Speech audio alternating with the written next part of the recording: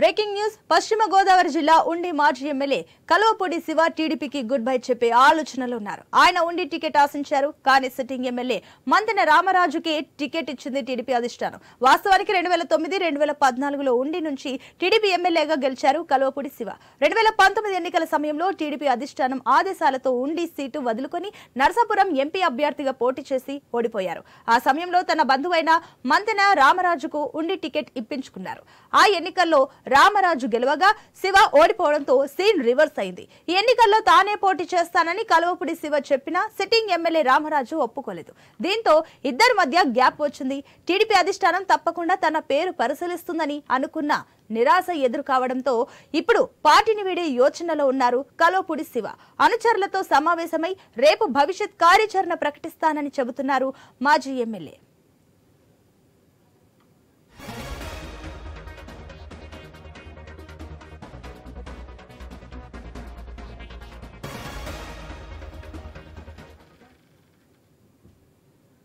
Right, ఇదే అంశానికి సంబంధించి మరిన్ని డీటెయిల్స్ మా ప్రతినిధి భార్గవ్ లైవ్ ద్వారా అందిస్తారు.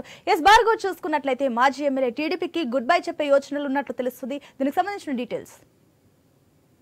ఉండి మాజీ ఎమ్మెల్యే కల్వపూడి శివ దాదాపు కొద్ది నెలలుగా కూడా మళ్ళీ రాబోయే ఎన్నికల్లో తానే పోటీ చేస్తానంటూ కూడా ప్రచారం చేసుకుంటూ వస్తున్నారు. సిట్టింగ్ ఎమ్మెల్యే రామరాజు ఉన్నప్పటికీ కూడా తనకు గత ఎన్నికల్లో ఎంపీ సీట్ ఇచ్చి పంపించారు. సిట్టింగ్ లో ఉన్న వాడినే బయట ఎంపీగా పోటీ చేయమని అధిష్టానం ఆదేశించింది. కాబట్టి ఈసారి నాకు పోటీ చేసేందుకు అవకాశం ఇవ్వాలంటూ కూడా అధిష్టానానికి కూడా ఆయన వినతులు విన్నవించిన పరిస్థితి కూడా ఉంది.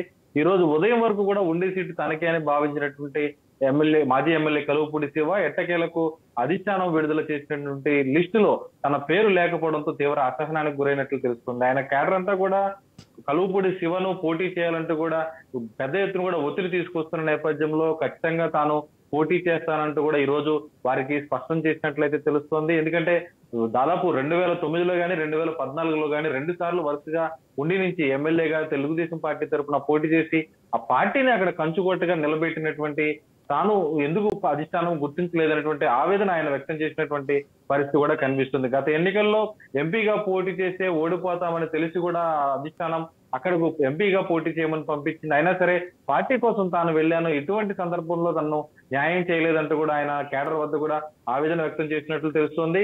ఖచ్చితంగా కూడా రాబోయే ఎన్నికల్లో పోటీ చేస్తాను, కానీ తెలుగుదేశం టికెట్ ఇవ్వలేదు కాబట్టి ఏ పార్టీ నుంచా లేదంటే ఇండిపెండెంట్ గా పోటీ చేస్తానేది మాత్రం ఆయన ఇంకా క్లారిటీ ఇచ్చినటువంటి పరిస్థితి లేదు. ఈ రోజుకి ఇప్పటికే కూడా ఆయనకు టికెట్ రాకపోవడంతో ఆయన అనుచరులు గానీ అభిమానులు గానీ ఆయన వద్దకు వస్తూ వాళ్ళ అభిప్రాయాలు వెల్లడించినటువంటి పరిస్థితి కూడా ఉంది. ఈ రోజు రాత్రి వరకు కూడా ప్రధాన అనుచర గణం అంతటితో కూడా మాట్లాడి రేపు ఉదయం తన నిర్ణయాన్ని భవిష్యత్తు కార్యాచరణ కూడా ప్రకటిస్తానంటూ కల్వపూడి శివ స్పష్టం చేసిన పరిస్థితి కనిపిస్తుంది. అయితే ఉండి నియోజకవర్గంలో మొదటి నుంచి కూడా తెలుగుదేశం పార్టీకి కంచుకోటగా ఉన్నప్పటికీ కూడా ఇప్పుడు కల్వపూడి శివ ఇండిపెండెంట్ గా కానీ లేదంటే ఇతర పార్టీకి వెళ్తే గానీ ఖచ్చితంగా కూడా తెలుగుదేశం పార్టీకి నష్టం జరిగేటువంటి పరిస్థితి ఉంది. ఎందుకంటే గత ఎన్నికల్లో ఉమ్మడి పశ్చిమ గోదావరి జిల్లాలోని 15 సీట్లలో తెలుగుదేశం గెలిచింది 2 స్థానాలు. ఆ 2 స్థానాల్లో ఒకటి పాలకొల్లు అయితే రెండవది ఉండి నియోజకవర్గం.